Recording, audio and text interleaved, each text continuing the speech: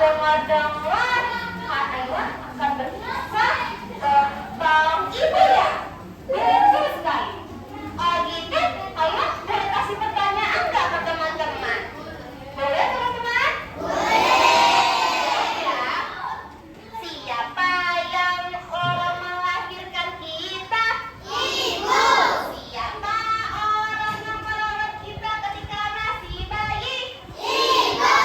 Siapa orang yang membantu kita dari kecil? Ibu. Ibu itu adalah surga kita, karena surga di bawah telapak kakinya.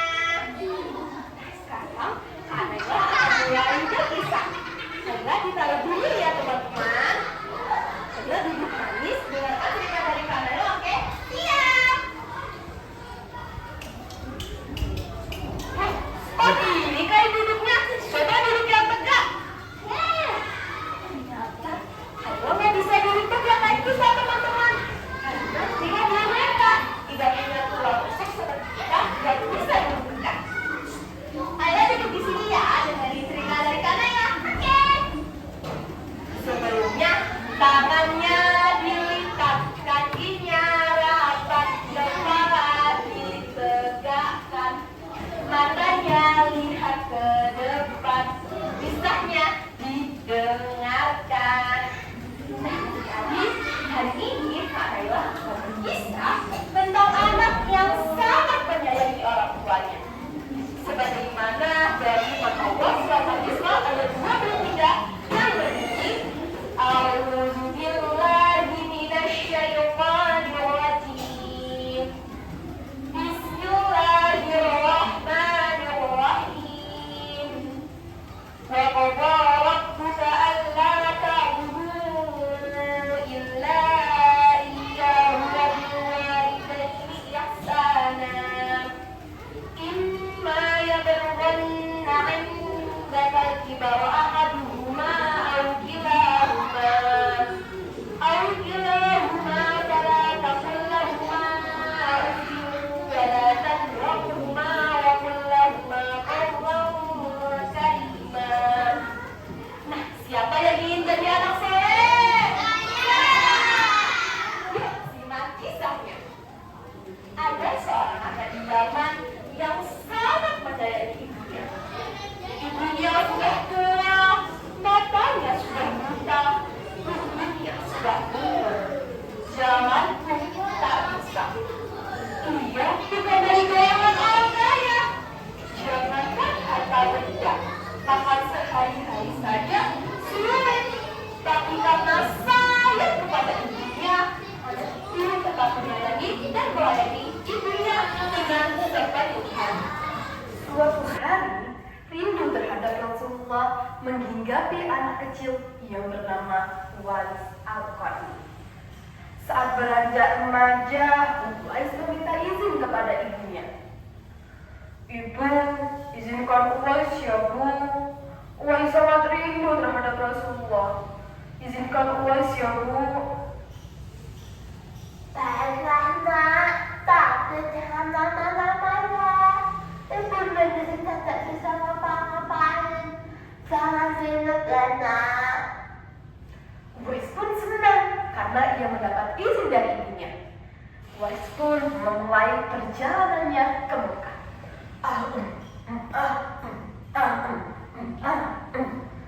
Ia pun mempercepat langkahnya.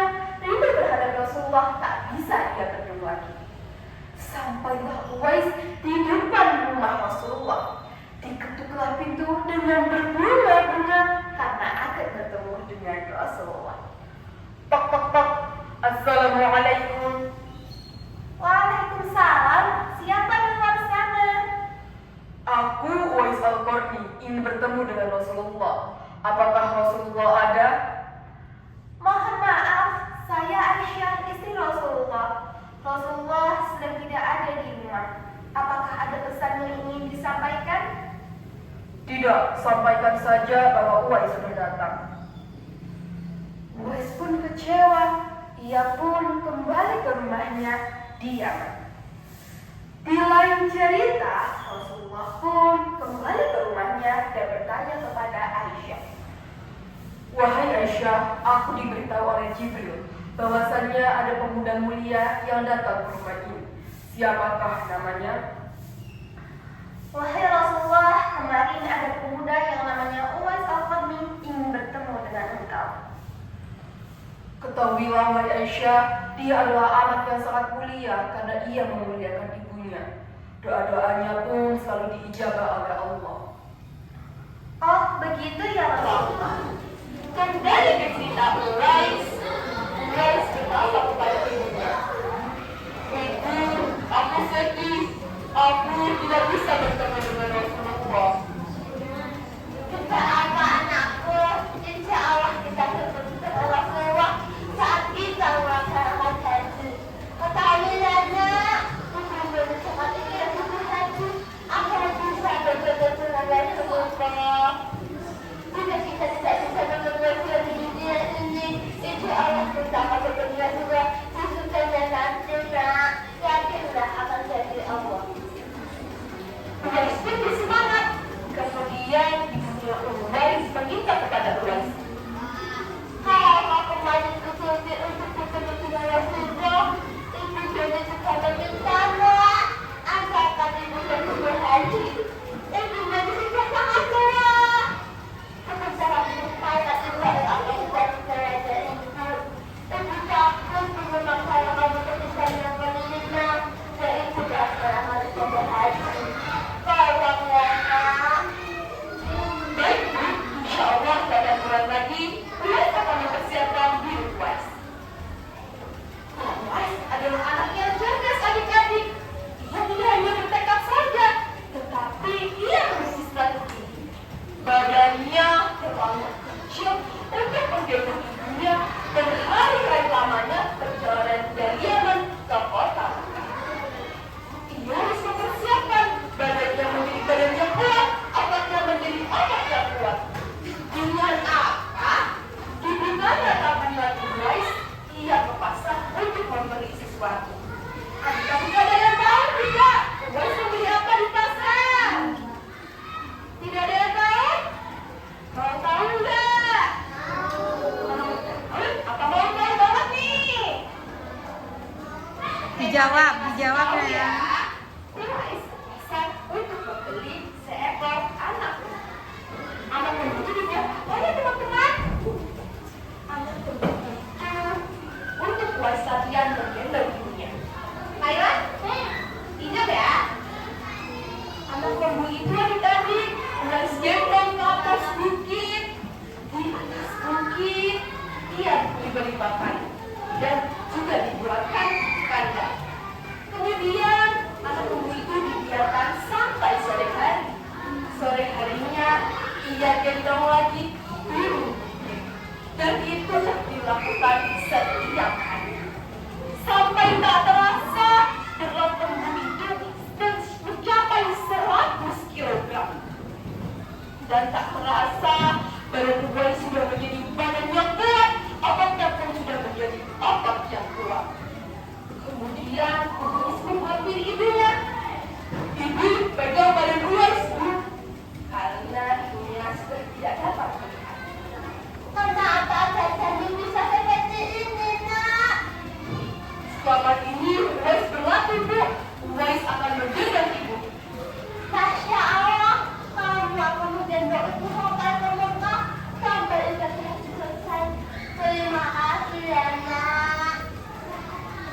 Saat itu pula Uwais pergi ke pasar. Ia membelikan pakaian yang terbaik untuk ibunya. Ia membeli makanan yang terbaik untuk ibunya. Dan tak lupa ia juga memberikan perlengkapan haji yang terbaik untuk ibunya. Walaupun ibunya sudah tua, Uwais ingin ibunya memakai pakaian yang terbaik, memakan makanan yang terbaik, dan menggunakan perlengkapan haji yang terbaik. Hai, jujur lagi ya. Ibunya digendong dengan nyaman, didekatkan tali ke punggung ibunya. Ibu nyaman gak Uwais gendong seperti ini? Itu jadi dapat kamu masih kecil nak. Maka dari itu, sekarang gantian Uwais yang akan menggendong. Ibunya diperlakukan dengan sangat baik teman-teman. Saat di perjalanan, ibunya merasa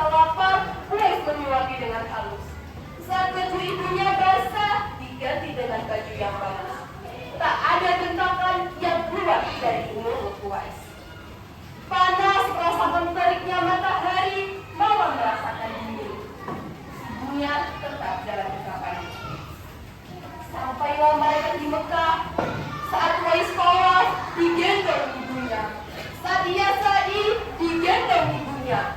Saat ia melempar jumrah, digendong ibunya. Kemudian saat dia wukuf, digendong ibunya. Di Ka'bah, Ibu, tolong doakan Uwais ya, Bu. Lana tutupi satu hatamu, Allah berita malaikat senang. Demi Allah engkau aku beranak dan sangat mulia. Ibu, Uwais minta maaf. Kita tidak bisa bertemu dengan Rasulullah. Tidak apa anakku, Rasulullah akan memuliakanmu karena pentingmu kepada ibunya. Uwais pun mempercayai perkataan ibunya karena Rasulullah akan memuliakan anak yang berbakti kepada ibunya. Selesailah rangkaian haji Uwais dan ibunya, kemudian dibawa kembali ibunya ke negeri Yaman. Beberapa hari kemudian, ibunya meninggal dalam keadaan husnul khotimah karena telah melaksanakan ibadah haji. Di lain cerita, Rasulullah meminta tolong kepada sahabatnya yang bernama Umar bin Khattab. Wahai Umar, jika kau pergi ke Yaman, temuilah orang yang namanya Uwais al-Qarni. Kenapa aku harus menemuinya, ya Rasulullah? Ketahuilah bahwa orang itu adalah orang yang sangat mulia karena dia memuliakan ibunya. Doa-doanya pun selalu diijabah oleh Allah, dan dia berdoa agar luka di tangannya dihilangkan dan Allah hilangkan, tetapi masih disisakan sedikit agar kau bisa menemuinya. Saat Umar pergi ke Yaman, Umar mencari budak yang namanya Uwais al-Qarni. Tadi ternyata Uwais al-Qarni hanya seekor pengembala kambing. Dia bukan dari orang kaya. Bahkan saja mencarinya di tempat sampah. Sungguh mulia hati Uwais. Kemudian Umar pun menghampiri Uwais dan berkata, wahai hamba Allah, apakah betul engkau Uwais al-Qarni? Kata Rasulullah, tolong doakan aku dan sahabat-sahabat. Baik, wahai sahabat Umar, tapi cukup hanya engkau saja yang mengetahui tentang ini. Dan benar saja yang berkenan. Doa Uwais didengar oleh semua penduduk langit, dan doanya Uwais dikabulkan oleh Allah. Tak ada yang bisa tolak sedikit. Kemudian tibalah di hari kematian Uwais. Banyak sekali orang yang ingin berziarah. Ketika tiba waktunya memandikan, banyak orang yang ingin memandikan. Tiba waktunya mengkafani, banyak orang yang ingin mengkafani.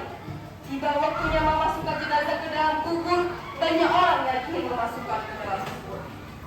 Siapakah orang-orang yang datang pada kematian Uwais itu? Ternyata kematian Uwais dihadiri oleh ribuan malaikat. Nah, begitulah kisah Uwais. Dan kisah Uwais, siapa yang ingin jadi anak soleh seperti Uwais? Saya! Yang ingin doanya dikabulkan oleh Allah? Saya! Jadilah anak yang soleh, jadilah anak pintar. Insya Allah, Allah pun ridho. Allah akan mengijabah doa kita. Itu adalah ada sesuatu. Di sini kadanglah ada botol yang berisi air. Air putih ini beribarat seperti hati kita yang masih kecil, yang masih bersih karena kita tidak ada dosa. Tapi setelah semakin lama bertumbuh, kita telah melaksanakan dosa tanpa kita sadari. Contohnya, kita disuruh oleh orang tua kita untuk melaksanakan perintahnya, tapi kita menolaknya. Bertambah dosa. Saat waktunya beribadah tapi kita tidak mau beribadah, bertambah lagi dosanya. Jika waktunya belajar tapi tidak mau belajar, bertambah lagi dosanya. Jika membentak orang tua, bertambah lagi dosanya. Apakah masih bersih adik-adik? Hati yang dulunya bersih sekarang kotor karena kita telah melaksanakan dosa. Tapi hati ini bisa kembali bersih karena kita bertaubat kepada Allah dengan beribadah, berbakti kepada orang tua, dan selalu belajar. Hati ini kembali bersih karena kita berbakti kepada orang tua dan taat pada perintah Allah Subhanahu wa Ta'ala. Jadi dari sini bisa disimpulkan, teman-teman harus menjadi anak yang berbakti kepada orang tua, tidak boleh membantah perkataan orang tua, dan selalu beribadah kepada Allah Subhanahu wa Ta'ala. Nah, sebelum Kanela tutup, Kanela punya pertanyaan nih yang bisa jawab. Kanela ada sesuatu buat teman-teman.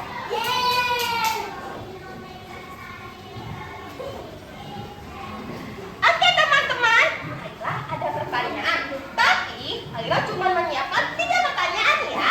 Yang bisa jawab bisa langsung angkat tangan, oke? Oke. Pertanyaan pertama. Tadi Kaila sudah berkisah tentang anak yang sangat menyayangi ibunya. Siapa anak yang diceritakan oleh Kaila? Ya, itu dulu bisa lanjut. Ya, kita mulai.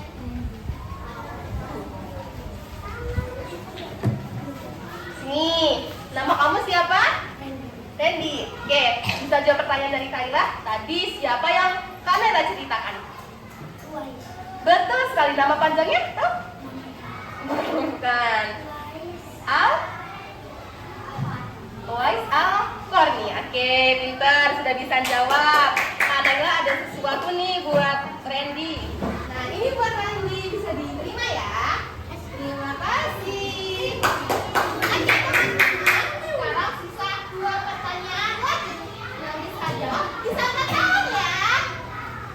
Pertanyaan kedua. Saat Wais ingin bertemu dengan Rasulullah, tetapi Wais tidak bertemu dengan Rasulullah, melainkan istri Rasulullah. Nah, di sini siapa yang bisa jawab? Siapa nama istri Rasulullah? Oke, tadi Kanela lihat yang duluan angkat tangan yang di sebelah sini. Oh, iya. Iya.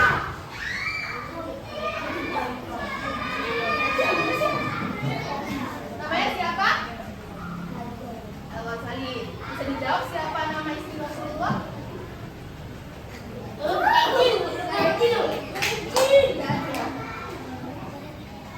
Coba. Ada yang bisa jawab?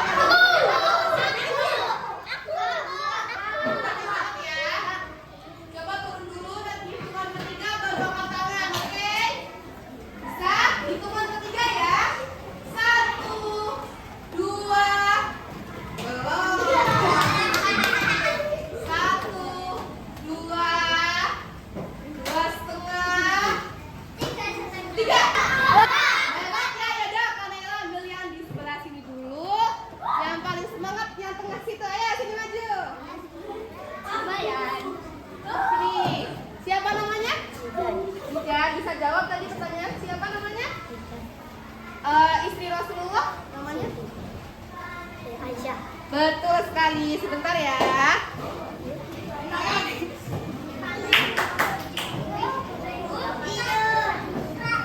Ini untuk Zinda diterima ya. Terima kasih. Kembali. Oke, Kanela nanti ada pertanyaan tambahan. Sekarang pertanyaan ketiga. Siap ya teman-teman? Rasulullah pernah meminta tolong kepada sahabatnya untuk mendoakannya kepada Uwais. Siapakah nama sahabat Rasulullah yang bertemu dengan Uwais? Yang bisa jawab? Ya, sebelah sini belum. Coba kamu yang berdiri. Namanya siapa? Enggak bisa dijawab siapa nama sahabat Rasulullah yang bertemu dengan Uwais? Sahabat Rasulullah tadi di akhir cerita sudah ada disebutkan. Siapa namanya? Oke, ada yang bisa membantu menjawab? Terima kasih banyak ya. Ya, di sebelah sini belum. Ayo kamu bisa maju. Nih. Namanya siapa? Siapa nama sahabat Rasulullah yang bertemu dengan Uwais? Betul sekali, pintar. Bentar ya, Kak, ya.